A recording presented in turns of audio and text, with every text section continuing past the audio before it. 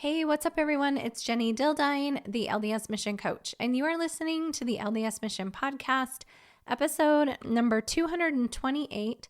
Am I losing my identity? I'm Jenny, the LDS Mission Coach, and whether you're preparing to serve a mission, currently serving, a returned missionary, or a missionary mama like me, I created this podcast just for you. Are you searching for epic confidence, ready to love yourself and to learn the how of doing hard things? Then let's go. You totally already have what it takes to step powerfully into your potential and never question your purpose again. It's time to embrace yourself, embrace your mission, embrace your life, and embrace what's next. Hey everybody, welcome to the podcast. Happy Halloween. Today is Halloween, October 31st in the United States. And so days like today bring back all kinds of memories. Some of them awesome, some of them very stressful, making costumes for, 5 kids all at the same time. And then sometimes we would have those themed ones. I know one year we did Peter Pan and things like that.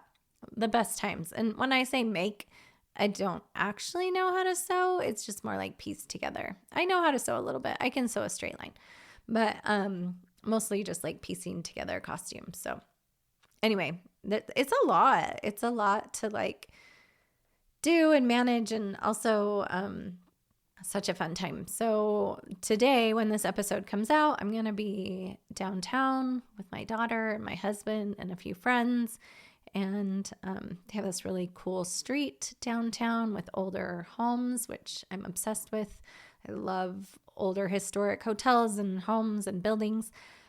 So that's where we will be, just hanging out down there doing that. That'll be super fun. So today I wanted to actually, let me back up. I've been thinking about doing an episode about identity for a little while now, and it just didn't quite feel like the right time, and I just couldn't quite wrap my brain around like how I wanted to approach it, because I do feel like it can be kind of a hard thing on the mission, and maybe even after the mission. In fact, not maybe, for sure, because you've had this one identity on the mission for so long that you have to kind of come back and figure out like who you are.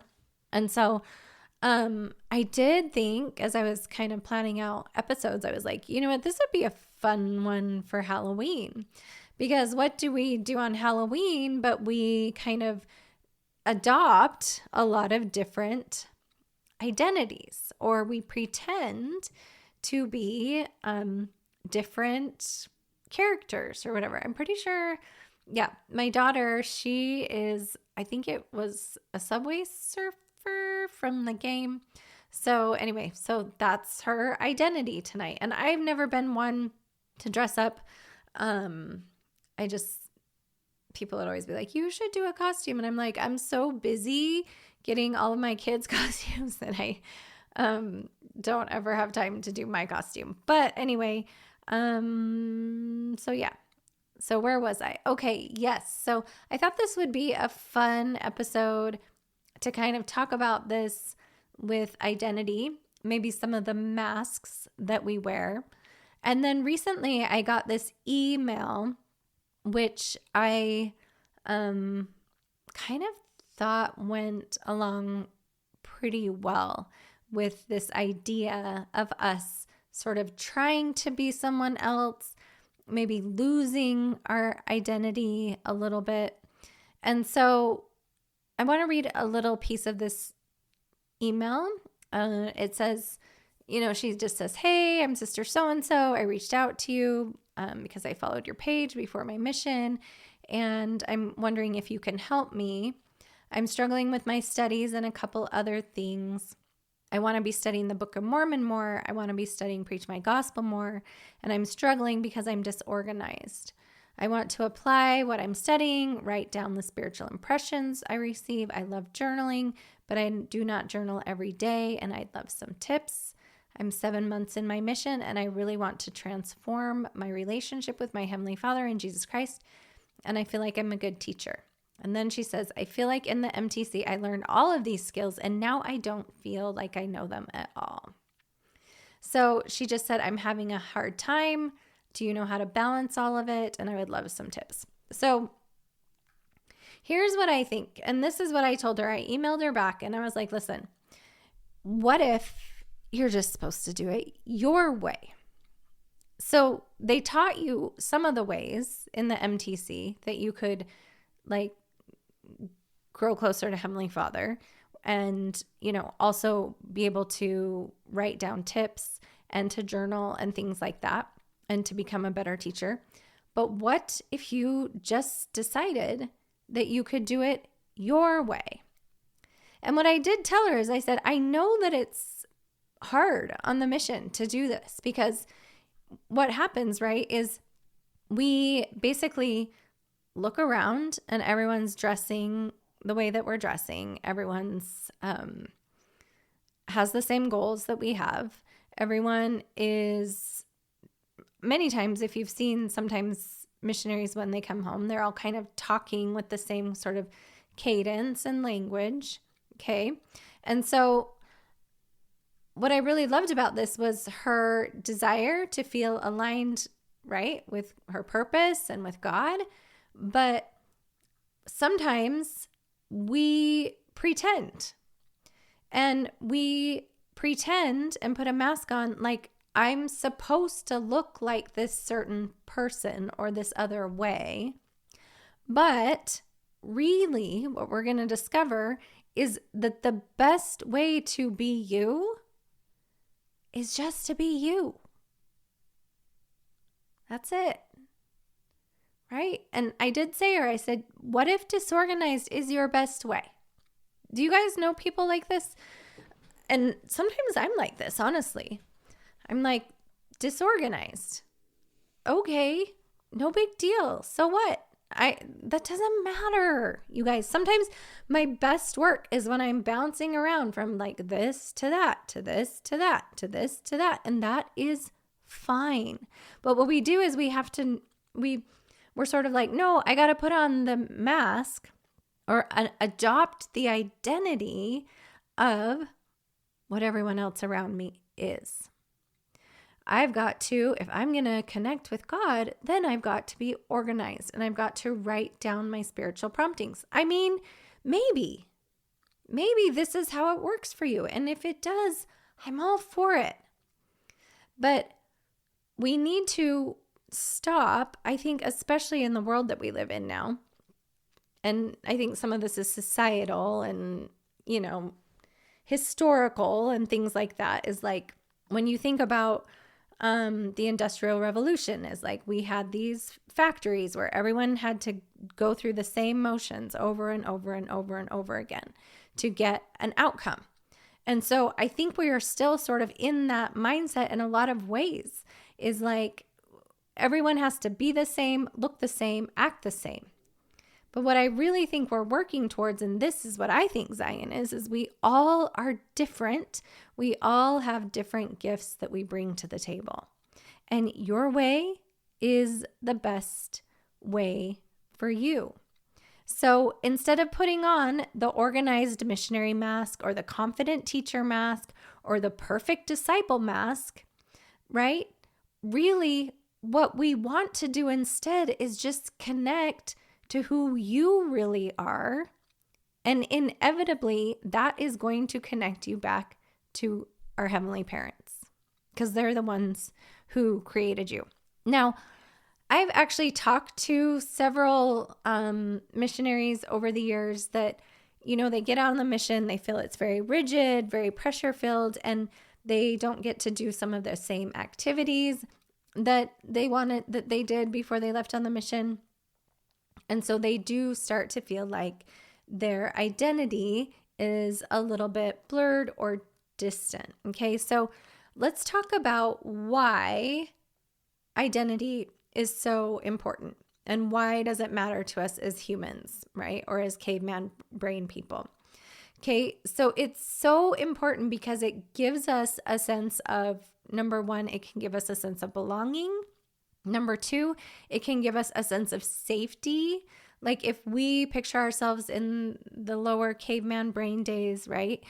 And we just had to be like everyone else so that we could fit in, right? We wanted to fit in because if we didn't fit in, that was not safe, like physically safe, right? That meant that we were more open to outside threats and things like that. So our identity also anchors us. It keeps us grounded, right? It keeps us sort of within the self, I guess, is what I'm thinking, and how we perceive the world and how we perceive ourselves and how we perceive God's plan, right? But what I want us to start thinking about is when you get on the mission or after your mission and you're thinking about your identity and that your identity, maybe you're quote unquote losing your identity or something like that because you can't, run and you're a long distance runner. Maybe you can't run as often as you used to run. Or maybe you did a lot of surfing or something like that. And our brain tries to tell us, oh, you're losing your identity. But what I really want us to understand today is your identity is way less about what you do. It's way more about who you are. And that's why if we start to kind of lose sense of that, right, then we feel a little bit disoriented. We feel a little bit like, wait a second, what's going on? I've kind of lost my footing. I don't feel grounded anymore. So psychologically, identity gives us continuity. It gives us purpose, right? And if we're talking from a spiritual aspect, and we're going to talk about President Nelson's talk in just a second, but spiritually, from a spiritual perspective, it also reminds us whose we are, who we belong to, right? And that all is very grounding. It gives us purpose. It helps us kind of sort out our values and all of that kind of thing. Okay, so like I kind of already alluded to, missions can sometimes unintentionally create this idea that we all have to be the same, that we have to go about the missions the exact same way, and you're already wearing the same clothes and the same shoes, talking the same languages, doing the same routines, and you have the same goals. And so it can be tempting, like this missionary that wrote me, to think like if I don't look like that, then I'm the one doing something wrong. And so what we tend to do, right, is if we think we're the ones, quote unquote, doing it wrong, then we just are like, oh, well, let me do that instead. Let me put on that person's mask. Let me assume their identity. Let me assume their traits and their personality, right?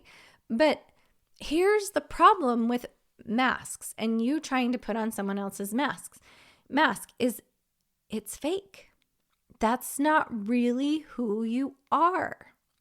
And so this is not to say, you guys, I don't want you to be confused. Like in the last episode, we talked about goals and like things we can work towards. And I also think that is part of our divine identity, is wanting to continually grow and expand. But as soon as we think like, I am dressed up like, I don't know, salt.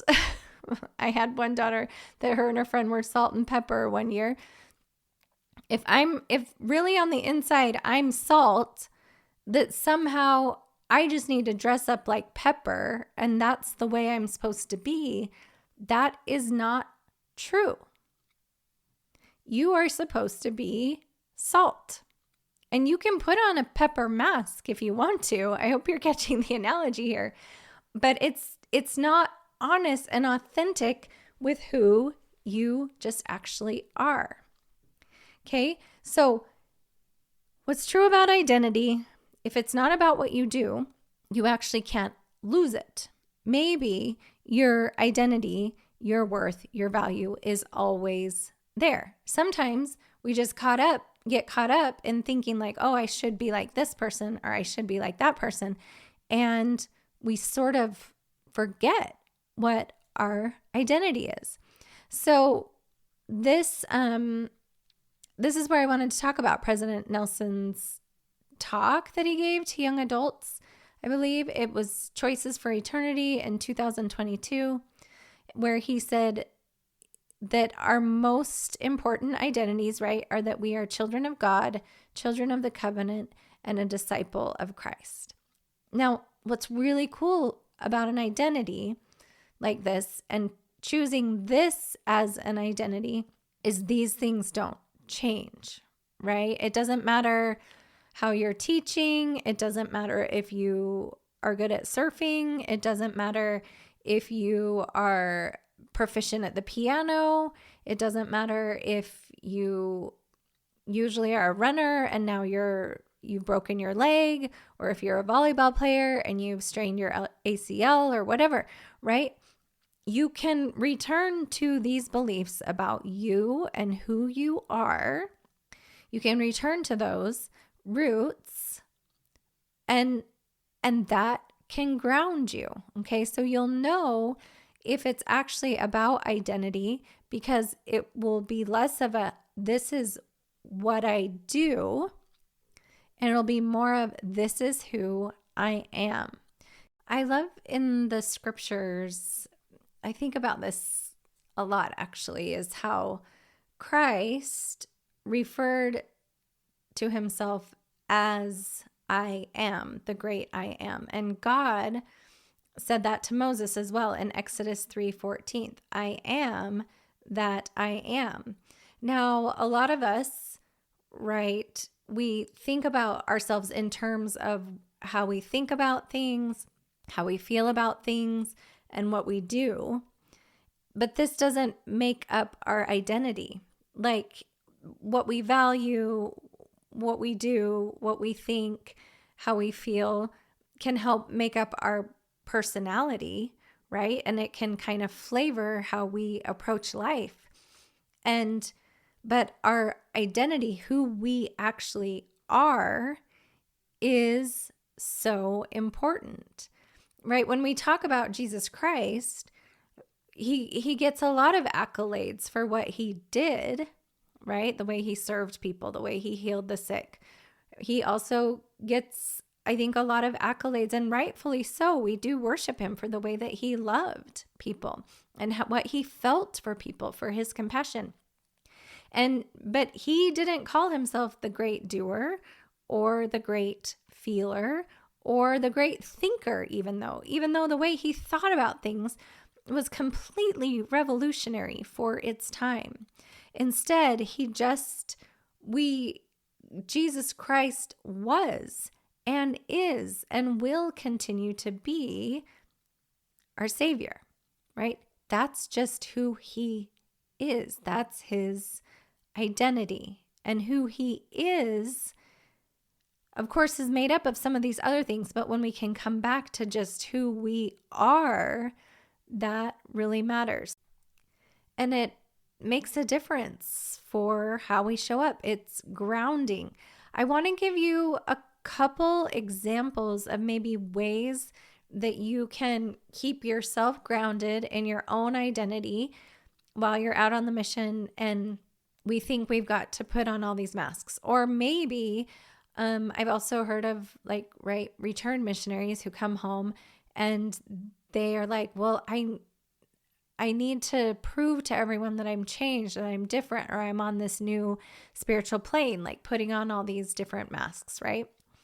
And so I want to give you some ideas about how you can kind of reclaim or even express who you are, so that you can kind of remember that and keep yourself grounded. Now, I think we would do what President Nelson asked us to do, which is to always first understand, like, I'm a child of heavenly parents, I'm a child of the covenant, and I'm a disciple of Jesus Christ, right? This talks about who we just are.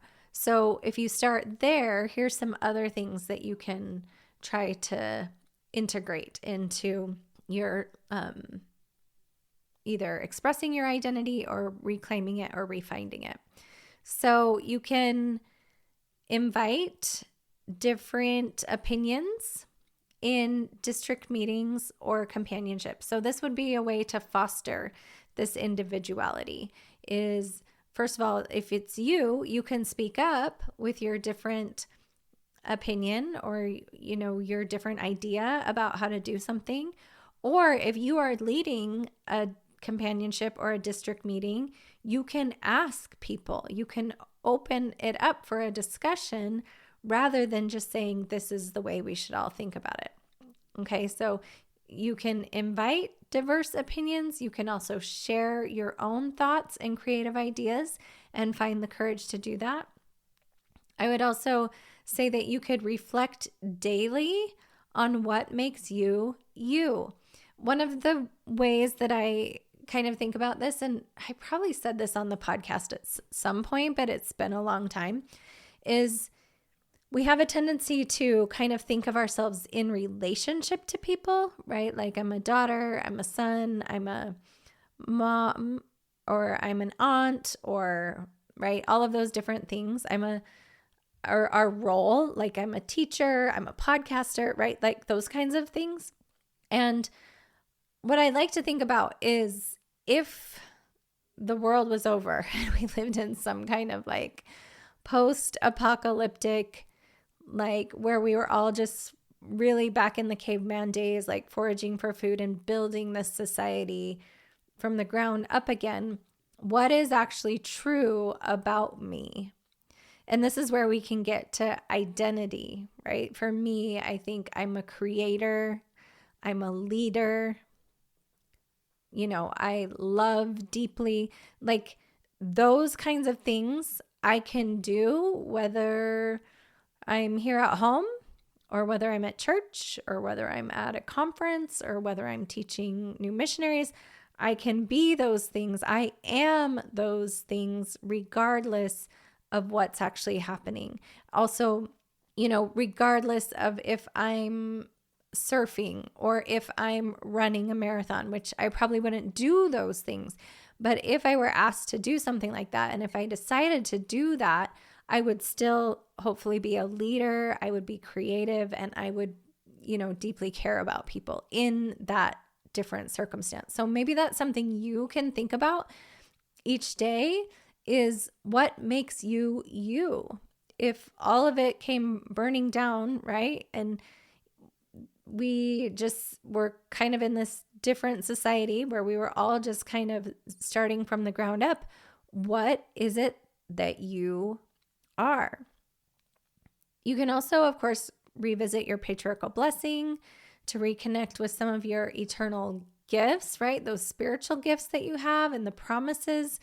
And then the last thing I would encourage you to do is to keep integrating your unique sort of gifts and talents and identity and your unique personality into the work you're doing, your missionary work. Like, what do you do on a P day? If everyone's like, oh, we play sports every single P day, well, can you be like, what I think we should do is we should take some art lessons, or we should, or do like a skit or whatever it is, right? Whatever it matters to you, you can integrate that and you can share that. And instead of just like, oh, I've got to look like everybody else, I've got to do this the way everybody else does this, keep integrating that, of course, within the framework of the mission rules and all of that kind of thing. Of course, we want to stick with that, but you really can find ways to integrate and infuse your identity into the work you're doing. And this is the way, I fully believe this, that this is the way that God can work through you. Not when you're wearing a mask, not when you're being fake.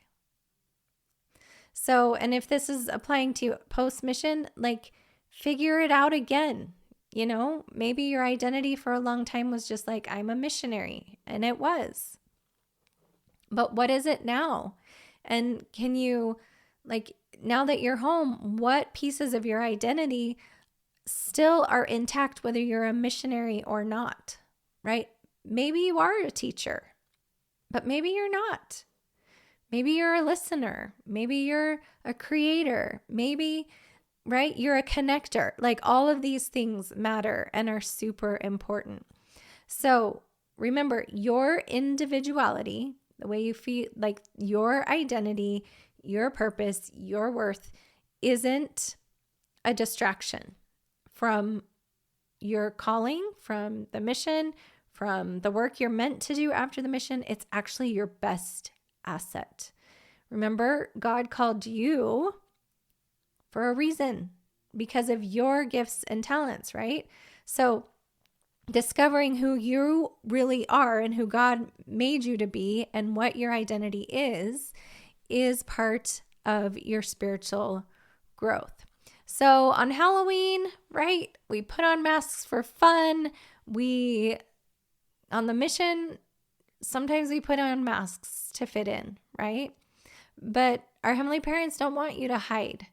They're not asking you to be a different version of someone else. They're asking you to shine as you, to be the person that they created.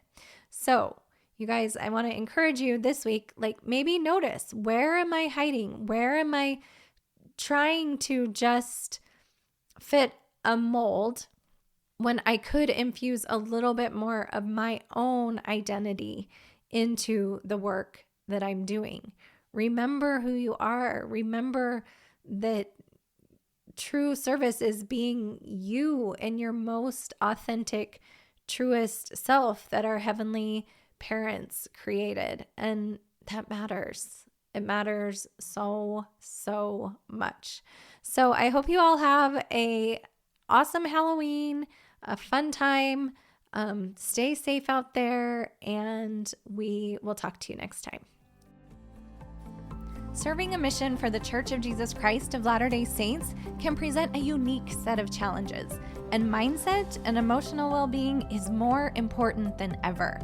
So thanks for being a part of this community, where we share real-life mission stories, support each other through struggles, and keep creating the mission and post-mission experiences that we truly want. Don't forget to check out the show notes for additional resources and share this episode with someone that you think might need it. Thanks so much for being a part of my world, and know this: no matter which part of the mission experience you are involved in, Jenny, the LDS mission coach, is thinking about you every single day.